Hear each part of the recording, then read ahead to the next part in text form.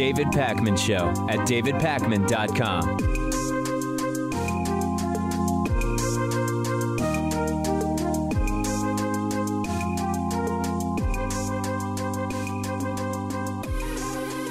So yesterday I told you that our president was calling for the deportation of suspected undocumented immigrants with no judges, with no trials. And in that story, I explained that that would not be constitutional. This all started because Donald Trump, a couple of days ago, went to Twitter and said, we cannot allow all of these people to invade our country. When somebody comes in, we must immediately, with no judges or court cases, bring them back from where they came. And as grammatically bizarre as that is, what he is saying is that we would eliminate due process for certain people. And even though I explained in the video that due process applies to undocumented immigrants, that there is some debate as to whether every element of the Constitution and Bill of Rights applies to undocumented immigrants, that much of the Constitution and the Bill of Rights refers to all persons within the borders of the United States. I said it in the video. I knew that people would come to me and say, David, they're not citizens, so the Constitution doesn't apply, or the Bill of Rights doesn't apply. So I went out of my way to explain why it does. And unfortunately, tons of right-wingers wrote to me, tweeted to me, commented on YouTube that these are not citizens and therefore the Constitution doesn't apply to them, and what Donald Trump said is absolutely fine. Here are just some examples. Here's 3 YouTube comments that we received. One said, I may be mistaken, but I think the Constitution is only for citizens of the United States, so therefore they have no rights under our Constitution that doesn't rightfully belong to them. Another commenter on YouTube said simply, lies, lies, lies. David Pakman is not an honest person. And one more example from YouTube. They are illegals. They are not citizens of the USA. Therefore, they have no rights under the USA's Constitution. So I want to be crystal clear with you today.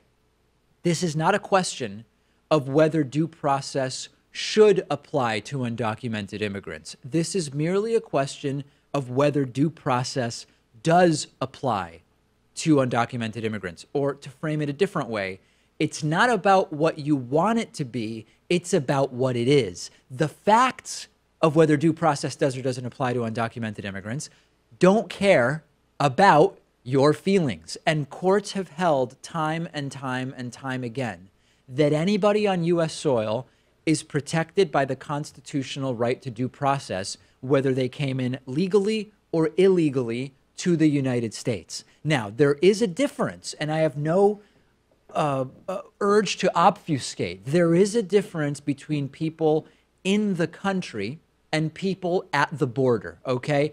It is true that there are somewhat more limited procedures that have been okayed by courts for Congress to put in place, if they want, for non-citizens detained at the border.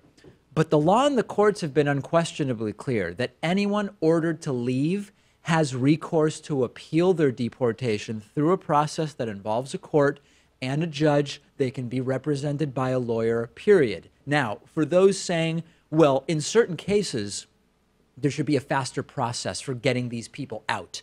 And actually, that exists already. And again, it's not about whether you like it or not or what you want it to be. It's about what it is. And there is a process called expedited removal, which in some situations applies. It applies to undocumented immigrants found within 100 miles of the border, typically the circumstances in which Border Patrol operates, and within 14 days of entering the country. And that already is the law, and the Trump administration could try to use it more often. And the expedited removal can also be avoided by the undocumented individual seeking asylum. And this asylum element is also a big part of what's going on at the border. And this brings up another piece of just fact that a lot of people either don't know or are ignoring, which is that entering the country illegally is a misdemeanor the first time that you do it. It is not a felony. If you do it again, if you become a repeat offender, it does become a felony. That is also really important and relevant when we think about what recourse is available depending on the specific circumstances. The first time coming into the United States illegally is a misdemeanor. But the most important part of this that I want to repeat is that this is actually not a debate over what these laws should be. You can have that debate, but right now this is the law. And there's lots of right-wingers that are getting into the debate around whether or not there should be due process protections under the Constitution or Bill of Rights and Bill of Rights for undocumented immigrants. They might say, I don't want immigrants to get due process, or it should be legal to send them out immediately with no judge or trial, or the current system rewards criminality. Whatever argument they want to make, they can make it based on their feelings, but that is not the law. And that is the really important thing that is not being said. And even people, I mean, I'm guessing they just commented without watching our video. I know, yeah. Well, you know how sometimes in the Constitution there are things that are deliberately vague, it seems? Like the Second Amendment, you could say, you know, on the one hand it says well-regulated militia, on the other hand it says shall not be infringed. So we can have a discussion there, but the Fifth Amendment says no person, right? So the Due Process Clause, the Fifth Amendment, that stuff's very clear, and the courts have decided that. And the Constitution and Bill of Rights sometimes use the word citizens, and sometimes they don't. And if we believe in this pseudo-religious adherence to the Founding Fathers' writing of the Constitution, then we should understand that they must have meant something different when they wrote citizens and when they wrote all persons. And there's lots of Trumpists who seem to be confused about whether we're discussing what they want to be the law versus what is the law. And the law as it currently exists directly contradicts the suspension of due process that Trump is proposing here.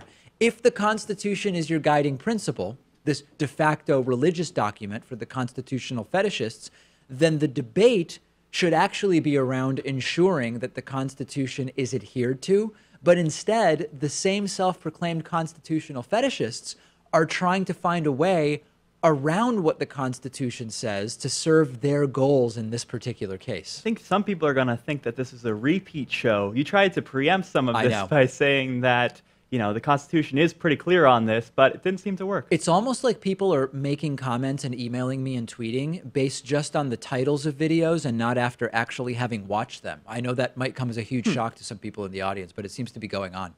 There's a new report about the conditions in which migrant children are being held, and that report reveals that in a converted Walmart where kids are locked in a shelter with very little outdoor time, detained migrant kids are being forced to recite the United States Pledge of Allegiance. One employee asked why this is being done, said that the detained migrant children must respect the Pledge of Allegiance in order to respect the United States. The same Washington Post report exposes that there are so many kids at some of these centers that there are prison-style head counts being done, and we actually got pictures of some of the criminals being bussed around, very just little kids. I mean, it is insane when you see little kids in prison-style buses, which we are showing our television audience right now.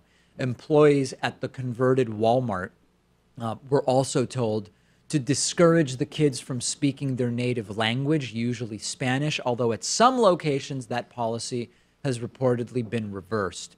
The absurdity of having to recite the pledge, which says in it, with liberty and justice for all, at a camp where children are being caged. I'd call it ironic, but it's too soft a word. Ironic would actually not do justice to how crazy what's going on is. We don't want you in our country, and we don't even think you should necessarily have constitutional rights, but you'd better pledge allegiance to our flag anyway, because otherwise, I don't even want to know what it is that would happen to them. I'm honestly at a loss for words here. There are so many ironies. It's ironies built on top of irony. Yeah, it's an enigma wrapped in perversions of justice is what I would call it. And while we're on the topic of the Pledge of Allegiance, we don't often talk about the pledge. Whenever we mention the Pledge of Allegiance, parents will email me. They'll say, David, I don't want my kids saying the Pledge of Allegiance in school, but I don't want them to get into trouble.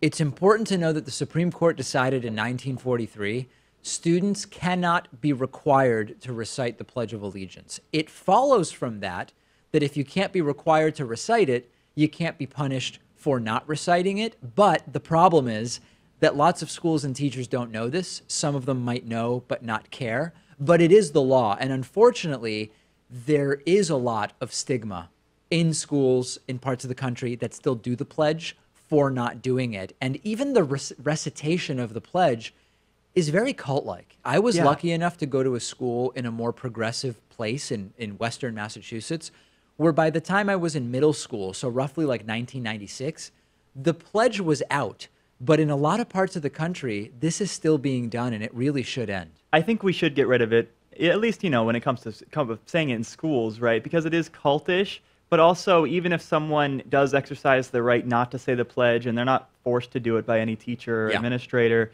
it still singles them out. It like stigmatizes it a little bit. No and then question about it. people wonder why they're not saying the pledge like everyone else. Yeah, and so I get the concern from parents, even if they know that the child can't be forced to say it, that the child can't, strictly speaking, be punished for it. You still are aware of the fact that depending on which part of the country your child goes to school in, there can be sort of implicit consequences to it, even if not formal.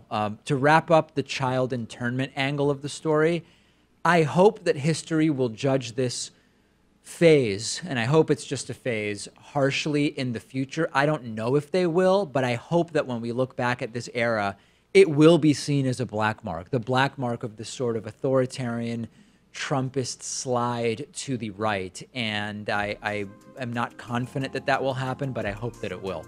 Send me your thoughts. I'm on Twitter at dpacman. The show is on Twitter at David Pakman Show. A day of not great news today, but we're here and we've got much more coming up. The David Pakman Show at davidpakman.com.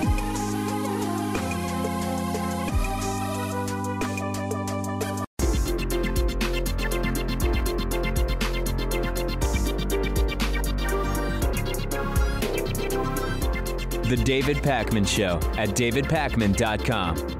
Want to say thanks to Eric Lenhart. Eric is today's David Pakman Show Member of the Day. Membership is the #1 funding source for the show. We depend on the support of folks like Eric, and you can join Eric at www.joinpakman.com. Somebody who predates Eric in terms of membership by many, many years is today's longtime member of the day, Veli Matti Makila, who has been with us since 2012, going on 6 years of membership. Thanks, Eric. Thanks, Veli Matti. Join them at joinpakman.com, and you can save 40% with the coupon code VOTESOON18. Let's talk about North Korea. We haven't heard much about North Korea since the big summit in Singapore, and it turns out that nobody at the U.S. State Department has heard much from North Korea since that summit. Donald Trump is now claiming that North Korean denuclearization has begun. And that caused actual experts and officials to say, wait, what is he talking about? And we knew that it would happen. We knew that when Donald Trump said he won at that Singapore, North Korea summit, that he would claim victory indefinitely, no matter what happened, and that his followers would fall for it. And he's doing it. Donald Trump said at a recent cabinet meeting, quote, "Total denuclearization has already started. They've stopped the sending of missiles, including ballistic missiles. They're destroying their engine site. They're blowing it up. They've already blown up one of their big test sites. In fact, it's actually 4 of their big test sites. And the big thing is it will be a total denuclearization, which has already started taking place." Sounds like big winning, right? Except that actual officials who know what's going on said there's no evidence whatsoever that any denuclearization has started since the summit. Nobody has any idea what Donald Trump is referring to, which nuclear test sites, what missiles, what dismantling is Trump talking about. Nobody knows, because it appears that Trump is making this up out of thin air.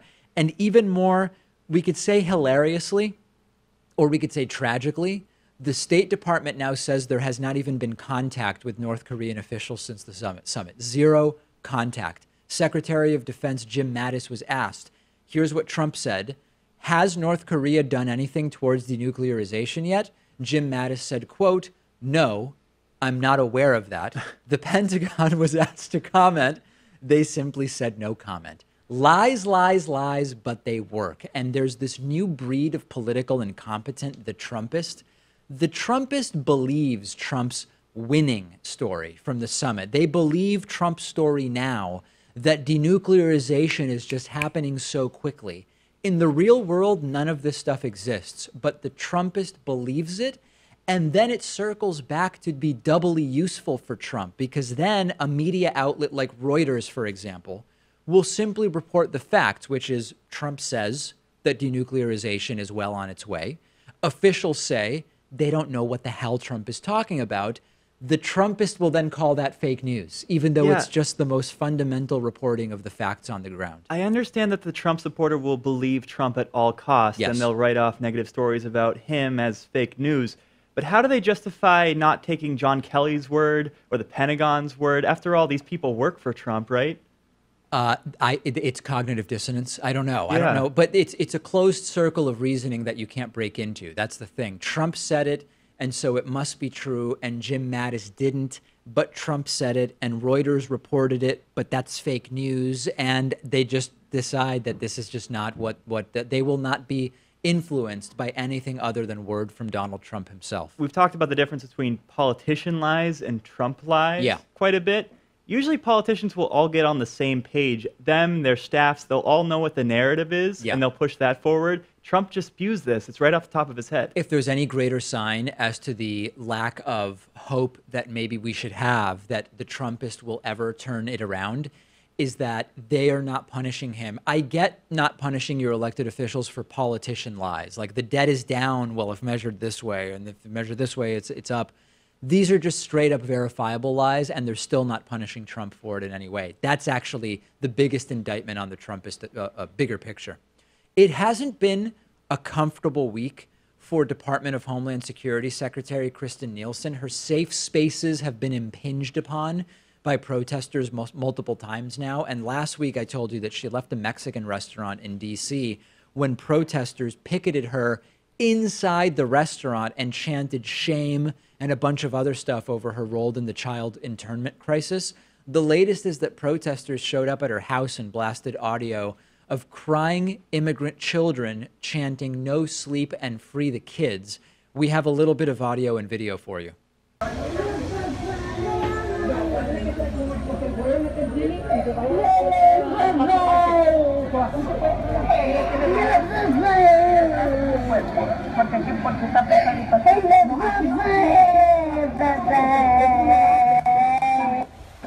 Listen, I wish this weren't necessary, but this is nonviolent protest. Like I said yesterday about the request for Sarah Huckabee Sanders to leave a restaurant because of her political beliefs. Protesting in this way can have consequences, but it is nonviolent speech, period. And we have an administration right now that goes beyond just disdain for the basic institutions of American society. We've got an authoritarian White House with total disregard for the rule of law, disregard for the Constitution when it doesn't suit them, disregard for press freedom, and they lack all empathy in their policy and the carrying out of policy. We have to scale up. I'm not saying violence. I am saying that desperate times call for desperate measures, and making people uncomfortable is okay. Kristjen Nielsen, Sarah Huckabee Sanders, Stephen Miller, they've all had these bad moments at restaurants in the last week. Good. It should be uncomfortable for these people to show their faces in public. Send them to Chick-fil-A if they want a safe space at a restaurant, I guess. But use speech to make your political voice heard. What they want is to be depraved authoritarian ideologues from 9 to 5, and then to go home or out to eat and have a quiet meal. Well, they might have to deal with protesters. And in the meantime, keep up the phone calls, keep up the emails, keep up the snail mail letters and the faxes. Use faxzero.com if you want to send fax after fax after fax to our elected officials. I am reminded of when Michelle Obama said, when they go low, we go high. And I believe in that principle when you're dealing with certain types of people. This is just not one of those times, Pat. And I know you didn't love what was done to Sarah Huckabee Sanders. You mentioned yesterday on the show, and some people wrote in saying they agree more with you than with me. If you let a cheater cheat, they win, period. And if I'm wrong and I should be discouraging these protests, tell me why. But I believe that these people must be made uncomfortable. I'm not saying violence, but I am saying make them uncomfortable with your legal right to free speech. I do question whether kicking out cabinet members from establishments is crossing the line, or going to these secretaries' houses is crossing the line. And I'm struggling with it a little bit. I think you can make a cogent argument either way. Well, it's a tough thing for me anyway. I think it just becomes tribal too, right? Like, what if people under the Obama administration were doing the exact same thing? Obama said I could keep my doctor if I liked my doctor, and he kicked me off my health insurance, and now I'm going to protest, go to these cabinet members' families, houses and all that stuff. I think that's it gets really tricky. The right is often using, I think Pat might be listening to a little too much Sean Hannity radio. The right has been using that, hey, but Obama lied about if you want to keep your doctor, you can keep your doctor. If you like your doctor, you can keep your doctor. I have no reason to believe that that was actually a lie. Like, sometimes politicians say things, and I'm not saying Obama never lied. Believe me, I've been very critical of Obama. If you like your doctor, you can keep your doctor. It didn't work out that way for everyone, but that doesn't mean that it was an actual lie in the way that the Trump administration straight up lies. It's not the matter of lying so much as it is disagreements, and to what point those disagreements come to where you have to act upon them in a way that's not violent, absolutely, but flirts with that line that, maybe we shouldn't go to these people's houses because their families live there, or maybe we shouldn't kick them out of establishments because it feels a little bit reminiscent of the Jim Crow era and doesn't feel like it's in line with our values. It's a tough thing. Let's open it to the audience. Send me your thoughts. Tell me not so much who you agree with, but what principle you think is the principle that is most important in deciding whether we should support or oppose these types of protests that have been taking place over the last 10 days or so. Over the weekend, I had a few conversations with the hosts of progressive independent shows like the David Pakman Show. And unfortunately, the topic of discussion was that we are all seeing a bit of a decline in support for our programs. And what we saw right after Donald Trump was elected in November of 2016 was a massive increase in the number of people becoming members of our shows, becoming Patreon donors to our shows. And initially, this was catalyzed by the atrocities of the election of Donald Trump and the sort of early policy decisions of his administration. A lot of progressive independent shows in April and May of 2017 were further bolstered by YouTube adpocalypse, where many of our YouTube channels suffered as much as 99% decreases in ad revenue. So from about November of 2016 through about September of last year, there were just massive increases to the number of people supporting independent progressive media shows like the David Pakman Show. I don't want to say exactly which other shows I'm talking about because I didn't tell them. I'm going to mention, by the way, that I spoke to you. But you can imagine who they are, right? People know who it is that I talk to. People know who the friends of the show are. And what we've all noticed is that starting in April, right, so about 2-3 months ago, there have been some issues. And I spoke to the other show hosts, and everybody is experiencing something very, very similar, which is that we are seeing a sort of waning of Patreon support. If you look at our Patreon page and other show Patreon pages, you will see the number of pledgers, of patrons, has been sort of trickling down. We're currently in the middle of a Free Speech TV pledge drive. The pledge drive had to be extended, as you know, Pat, because of slow fundraising. This is not about one show. This is a systemic problem. And I think that there are 3 issues that are going on here. Number 1, hypernormalization has led to waning support for progressive independent media because people are unfortunately starting to get the mindset that, you know what, this is how it is.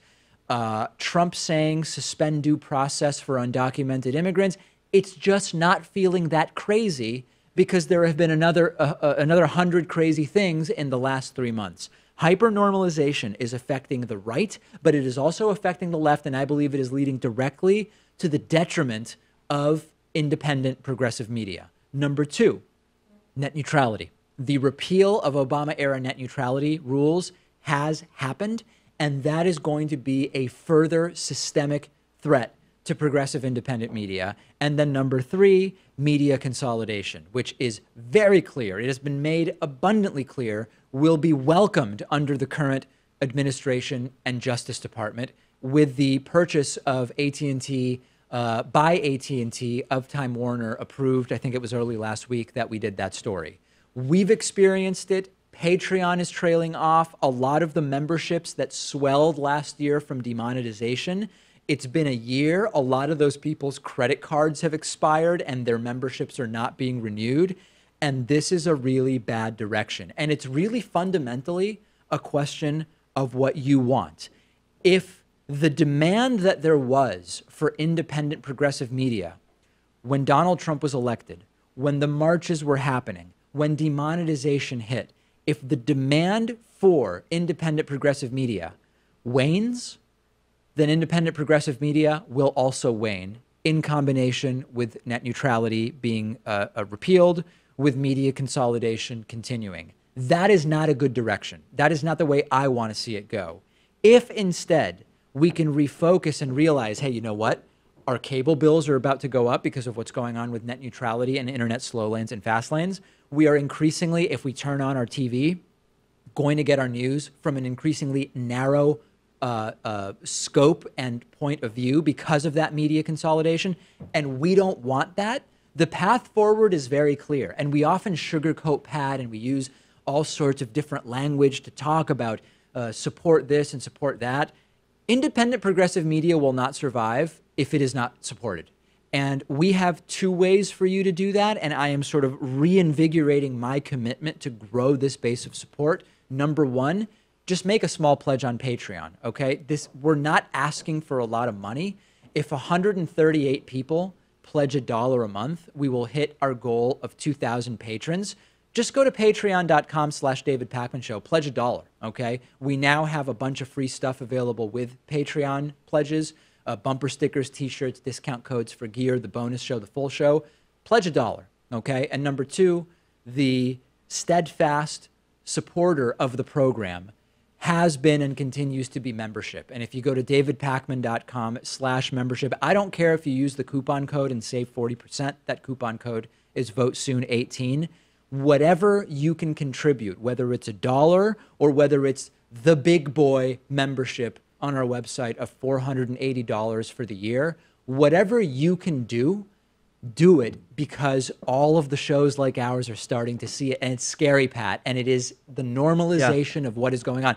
Everybody's used to what's going on. It's a multi-pronged problem, right? Yes, Media it is. consolidation, hypernormalization, net neutrality, right? Yes. So we need a multi-pronged solution. I like that. And that's membership, that's Patreon, and so many other things too. Complex problems require complex solutions. Although that's not even really true. It's not complex at all to just go to Patreon and make a pledge of $1 or to go to our website and to sign up for a membership. We will be restarting the YouTube live streams that I was doing some time ago. I am going to be recommitting to that. So we've got to make it happen because the next 6 months up to and just past the midterms, and then we've got 2020. Like 2020 is just around the corner.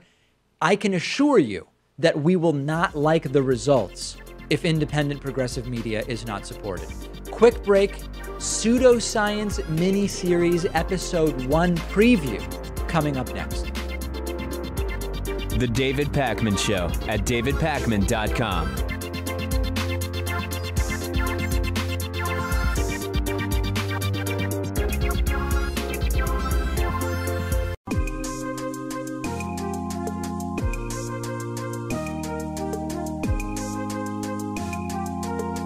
Welcome back to the David Pakman Show.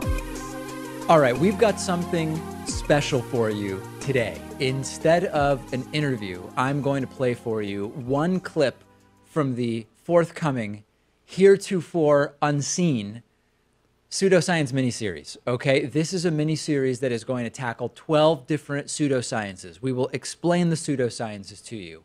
We will explain why they couldn't possibly be real things as described, and it's going to be fantastic. And today we're starting with ESP, extrasensory perception. We'll get to that momentarily. People have been waiting anxiously for the next long-form thing that we would be releasing. And the reason it's been a little while is because this is a 12-part miniseries. Each segment is going to be pretty significantly longer than the critical thinking miniseries. And I think people are going to like this. Pat will finally be disabused of his belief in psychics as a result of this miniseries, which I know is something that could be emotionally traumatic, but I think for the greater good. Yeah, I used to believe in all 12 of these pseudosciences, Oh, so really? they're getting knocked down one by one. It's actually pretty depressing. One at a time, there will be significant disabuse of Pat's beliefs. And this is the work that we do because of the support of people in the audience, right? So when we say this vague, amorphous, hey, we're viewer and listener supported media, so on and so forth, It's sometimes hard to really give meaning to that, but what it actually means is we produce a 5-day-a-week broadcast show for 200 radio and TV stations, which we give away to them at no cost because we consider it to be a public service.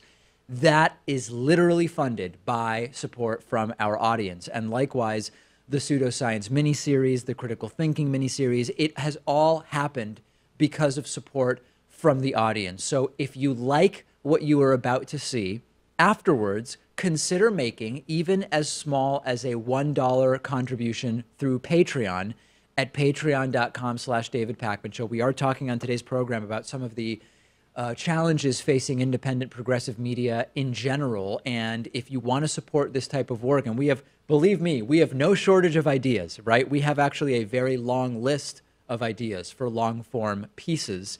If you want to support not only the regular show, but the extra stuff like what you're about to see, become a member. 40% off with the coupon code VOTESOON18. Become a patron, a dollar a month. And if it's your last dollar, don't give it to us, right? I don't want your last monthly dollar. Pat, he would accept it, but he doesn't want it, okay? Well, I'll speak for him in that sense. But if you have a dollar a month to contribute to progressive independent media, consider doing that at patreon.com/David Pakman Show. And I know that lots of people in our audience do. And with no further delay, because I think I've gone on long enough, let's get to a preview of the pseudoscience miniseries today, starting with the episode on extrasensory perception. Our pseudoscience miniseries now brings us to extrasensory perception, or ESP, which is an umbrella term to describe any kind of acquisition of information through means other than the established physical senses, seeing, hearing, smelling, tasting, and touching. Someone claims to have ESP when they tell us that they're able to sense things outside their body through some means other than these 5 senses. So an example would be telepathy, sensing another person's thoughts, clairvoyance, sensing events in another location, precognition, seeing the future, retrocognition, seeing things in the past that you didn't witness, or mediumship, which would be communicating with the dead or knowing things about the spirits of dead people. Some people call ESP a 6th sense. A psychic is someone who claims to have one or more types of ESP, and we deal with psychics in another episode of the miniseries. There's a 2016 report from IBIS World, which says that 85,000 people in the United States work as psychics, collectively earning about $2 billion a year. And there's a 2017 YouGov poll, which says that 1/5 of Americans have consulted a psychic in their life, and that more than 1/3 of Americans have personally experienced psychic ability in themselves at least one time.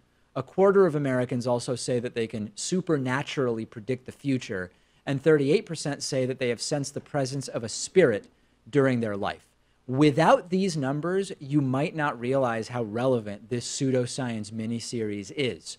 You might see these videos on different pseudosciences and think, who cares?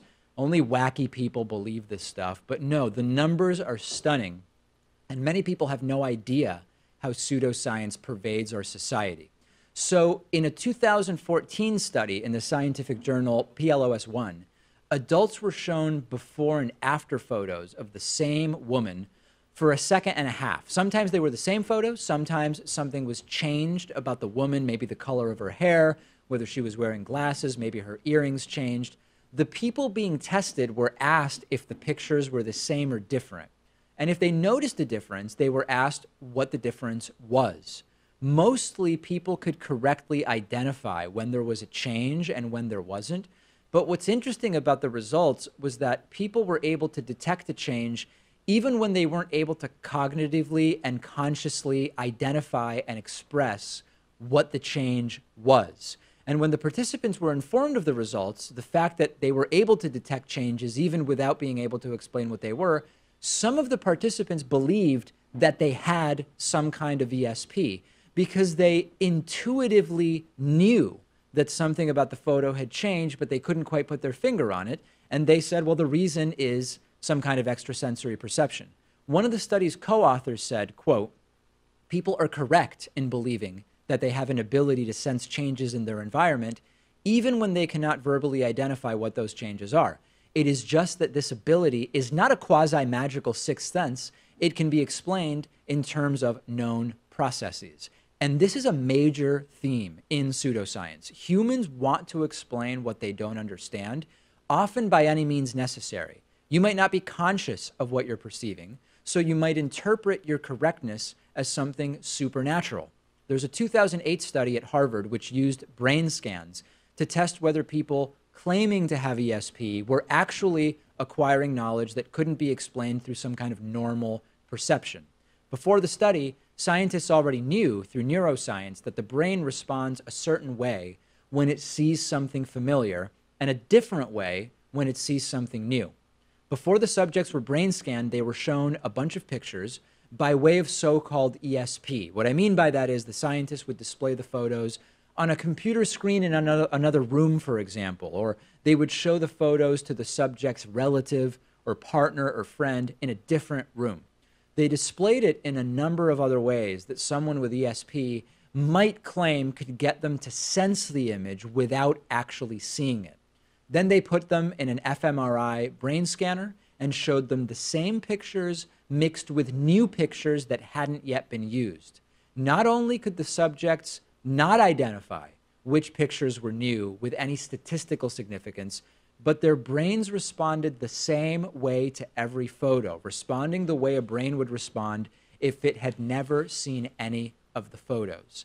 These studies aren't the full extent of all research into ESP claims, but it's a sample of how we can actually test some of these claims. All the time, people report unexplained knowledge, having a dream where something happens and the next day it happens in real life, or you were thinking about someone and the very next moment you get an email from them. A dream or a feeling coming true can seem or feel too amazing to be a coincidence, but not when you think about it like a statistician. You spend your entire life constantly thinking, feeling, and dreaming, and every once in a while, some of those thoughts and feelings line up with actual events. It would actually be more amazing if it never happened. Much of the time, it's your brain putting things together without you realizing it. Many psychological processes go into what makes up our intuitions and the subconscious inferences we make every day. We aren't fully conscious of all the perceptions we have, and we're rarely conscious of what our brain does with the information. Nothing has proven that anything beyond our five senses, along with our conscious and subconscious minds, are formulating these intuitions. And in fact, to the contrary, there's a lot of evidence showing that our normal senses are actually what inform us when we think that we're using ESP. Many people who call themselves psychics or mediums or clairvoyants probably do believe that they have special abilities. Some of them are also consciously, fraudulently using cold reading techniques to improve their predictions, analyzing someone based on what you already know about them, whether it's their age, their clothing, their body language, or other characteristics. Experiments and studies have failed many times to prove the existence of ESP, which is a major issue if you're trying to claim that it's real. But that doesn't prove it's not real, which is what gets us to another problem with ESP and lots of pseudosciences, which is that they are unfalsifiable. You can't prove that ESP definitively does not occur. As skeptics, this is when our BS detector should go off, right? There's no experiment or observation that could disprove ESP. So by definition, the claim that ESP is real cannot be a scientific claim evaluated scientifically or empirically. It's effectively a claim that is of no use to anyone in the real world who cares about evidence. Some who believe in ESP might say claims about ESP aren't supposed to be scientific because it's by its nature supernatural. And therefore, it's not even fair to subject ESP to the type of empirical scrutiny that one might want. This would be nonsense because ESP supposedly interacts with the physical world. We're talking about having visions or perceptions about what's happening in material reality. So it should be easy to prove the accuracy of ESP if it were actually accurate. And at this point, it's unclear what kind of conversation we can even really have about that element. One of the biggest pushbacks against ESP is common sense. combined with what we already know scientifically about the natural world, especially about vision, hearing, neuroscience, psychology, physics. How could ESP possibly work? It's a difficult question for believers in ESP to answer. The David Pakman Show at davidpakman.com.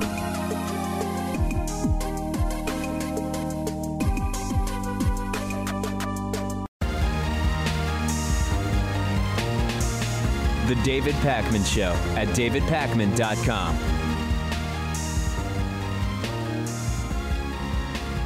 The unwinnable Trump trade war is starting to claim some victims. Harley Davidson, arguably one of the most stereotypically American companies by completely arbitrary, jingoistic standards, is shifting production out of the U.S. for some of its motorcycles because of the tariffs that have been placed on American goods by the European Union in direct retaliation to Donald Trump's tariffs. And this is the ripple effect, the most high-profile company so far to say, we're going to shift some production away from the United States. And this is why you can't win. Trump puts tariffs on the EU, which might lead to X number of extra dollars being spent on American goods because the foreign goods are made more expensive. But then Harley moves some production out of the U.S., which causes a loss of Y dollars in American earnings. When American earnings go down, you lose tax revenue. People who would have earned that money no longer have that money to go and spend at local businesses. And the numbers just no longer work for Harley Davidson. It's super simple. The math is simple. The tariffs from the EU would have added $2,200 on average for each motorcycle that Harley was making in the U.S. and exporting to some European countries for sale. So what are they going to do? They're going to move the manufacturing of some of those motorcycles elsewhere to avoid those tariffs placed on the United States by the European Union. It actually doesn't hurt Harley. This is what so many people don't get. This is mostly just bad for consumers. Harley avoids an extra $2,200 in costs by moving the jobs out of the U.S. It's the workers whose work won't be needed. The wages that they won't earn won't be taxed here. The small businesses that would have made money by those workers going and spending their wages are going to suffer. And the United States as a whole loses exports, loses jobs, loses tax revenue. But Harley is going to be okay. Harley will make their bikes elsewhere. They'll sell them in the European markets anyway. And if this continues, it's only going to get worse for American workers. More than a third of all Harleys are sold internationally as of a couple of years ago. If they continue to shift production out of the U.S. to maintain profits on those international sales, who loses? Not Harley, not Trump, but middle-class workers. And I was reminded of that part of Donald Trump's tax bill where they lowered taxes on corporations. And they said, by lowering taxes on corporations, we're going to bring money back to the United States. We're going to bring jobs and production of stuff back to the United States. Of course, that's not how it works. The tariff policy is causing the opposite. These are supply-side handouts to the rich and corporations, and what they encourage is profit-taking. And it's the epitome of Trump fiscal policy. People get tricked by short-term benefits without realizing the long-term implications. Hey, the tax cut was good for me because now I get a slightly bigger paycheck. Right, but the long-term effect is massive damage to the lower and middle class in exchange for cash for the rich. That's not good over the long term. Same thing with the tariffs. The short term is that Trump is the big alpha male who's not going to get pushed around and he's going to tariff other countries. Well, the medium and the long term is that we are damaging relationships with our allies, and in the end, we are losing economically since they retaliate with tariffs and we lose jobs. I don't know if you're familiar, Pat, with the term Pyrrhic victory. Yeah. A Pyrrhic victory is one where in winning something, you suffer such losses that it's hard to even really call it a win overall. Yeah. And in a way, I think that's what we have going on here. I think that is what the Trump fiscal policy effectively is. Yeah, like if Argentina wins the big soccer game, but Right. Lionel Messi gets injured in the scheme of it all, right? Yeah, well, That would be a listen, I Pyrrhic mean, victory. we don't talk about that, but that is why would anyone even mention Leo Messi getting injured? I mean, that just seems like the last thing we should ever talk about. But I mean, I guess if you applied it to some other team, that might be an example. You know, there are some Trump supporters out there who maintain that this trade war stuff is Yeah. all just a bluff by Trump. And sure, tariffs are being imposed on both sides, but they'll all fizzle out. Well, companies have to make long-term investment decisions, and if Harley doesn't know what the short-term, situation is going to be like for their company, they're going to go elsewhere. Not only that, even if they're bluffs, they still damage our relationships with allies. So even if they end up fizzling out, the mere process of trying to put the tariffs in still damages our relationships with allies. Absolute and total disaster. Harley is not going to be the last or only company to do this. Remember when executive orders were bad, but like really bad when it was President Obama signing them, at least according to our current president? But now executive orders are good, and they're good because it's Trump and not Obama. And they're especially good and justified if Donald Trump signs an executive order to cancel something that Barack Obama did. And if you can do all of that, plus something terrible for the environment, then the move will be called heroic by Trumpists. And that's exactly what happened this week. Donald Trump very quietly signed an executive order which revokes Obama-era protections of American oceans and coastlines and Great Lakes. Consider that June is National Ocean Month, and during June, Trump revoked an order which will now potentially allow drilling for oil in 90% of our offshore waters. And it's just about money. This is terrible for the environment. It's self-destructive. It's irresponsible. And of course, it happened very quietly amid tons of other scandals and news reports and barely made any headlines. And there are some legally interesting questions here. For example, federal versus states' rights. Cities and states can still pass laws to prevent offshore drilling. Trump federally has undone protections against offshore drilling. If you're a supporter of states' rights, then I imagine you would say, just because you're allowed to do it federally doesn't mean that states have to allow it. If you take the federal supremacy line, then you could say, well, federal law supersedes state law. But of course, Trumpists who say that are normally the states' rights type, so that would expose a pretty glaring double standard, although that wouldn't be hugely surprising. The most sober analysis of that issue seems to be federal law could trump state law, except Trump can't make law with an executive order. And therefore, if there's a lawsuit, the verdict could be or should be that the content of Trump's executive order itself isn't the problem, but the problem is that Trump is trying to make law superseding state law via executive order, which I thought, Pat, based on separation of powers and checks and balances, I thought presidents weren't supposed to try to make law with an executive order, at least when President Obama was the president. Yeah, it's Democratic presidents. Republican presidents can do that. Oh, I forgot that's how it works, yeah. And the problem is, of course, a hyperpartisan Congress, right? When you have a hyperpartisan Congress that can barely agree about anything other than basically policies that maintain the status quo and confirm the power of corporations and lobbyists, Congress gets nothing done. So then presidents use executive orders. Obama used one to try to protect the oceans. Trump is using one to try to destroy the oceans. And you get this ping pong of executive orders. One president does A, the next president cancels it and does B. And we waste money and time and political capital, and the cycle just continues. And the problem is that it's not just Obama bans it and Trump allows it and then a Democrat bans it again. Because while it is legal to drill offshore in our oceans, fossil fuel companies will establish drilling platforms. If we get a Democratic president next and they say, I'm canceling offshore drilling again, good luck getting those oil platforms shut down. Once it gets going, it is very difficult to get it shut down after these massive companies spend millions and millions and millions of dollars establishing these drilling locations. So this is a crisis, and there's only one way to fix it. It's to vote them out. We have to keep track of all the damage that we are going to have to undo at the first opportunity. Will the opportunity be in January when a Democratic House and Senate get sworn in after the November election?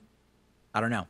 I wish I were more confident. Will it be in January of 2021 when a new president is sworn in? I don't know. I wish I were more confident. I don't know when it's going to be, but we've got a lot of stuff that we need to keep track of to try to undo as quickly as possible. And this is pretty close to the top of that list. We've got a voicemail number. That number is 2192 David P. Here is, listen, should I even introduce this voicemail or should we play it and then just react to it? We can just play it. Okay. No introduction necessary. Listen to this voicemail that came in and then we can discuss. Yes, it seems that you condone harassment of right-wing conservatives at restaurants, having a meal. For a couple of your programs, you've stated you have no problem. And I would just like to ask you, how would you like to feel if some right-wing patriots recognized you as you were at a tapas restaurant and they didn't like your show and they started harassing and jeering you and your gay lover Lewis as you were eating. Right. I'm just wondering about that. Listen. And I'm sure you would be a little upset, so mad, very sad about how you were being treated. So that was Troy York, first of all. I guess calling as his normal character. He wasn't using his black character, Jamal from University Park. He wasn't using his Hispanic character named, I forget what it is, Luis Gonzalez or something. I don't even remember what it was.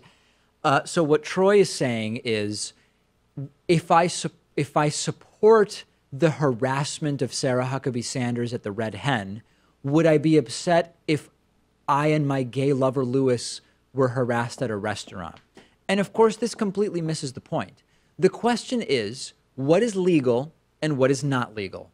If my, quote, gay lover Lewis and I are harassed at a restaurant or refused service because we are perceived to be gay in a state that includes sexual orientation as a protected class, that is against the law. Political beliefs, working for Trump, being a vile liar, none of that is protected. So if Troy doesn't like the law, then Troy can go and lobby for the changing of the law. But the analogy he makes is a ridiculous one. And of course, it's riddled with the rampant homophobia that we've come to expect from Troy York. But Sarah Huckabee Sanders' views, republicanism, and employment in the Trump administration is simply not protected, full stop. And I know you don't like it, Pat, but you recognize that there's no legal question here whatsoever. Oh, absolutely. If you want to try to make political affiliation a protected status, go ahead, try to do that. I don't think it should be necessarily, but you can make that argument. You can make that case and then go and try to get the law changed. We've got a great bonus show for you today. Sign up for the bonus show 2 ways. Become a member at www.joinpacman.com. Sign up on Patreon at patreon.com/David Pakman Show, and you will get instant access to today's bonus show.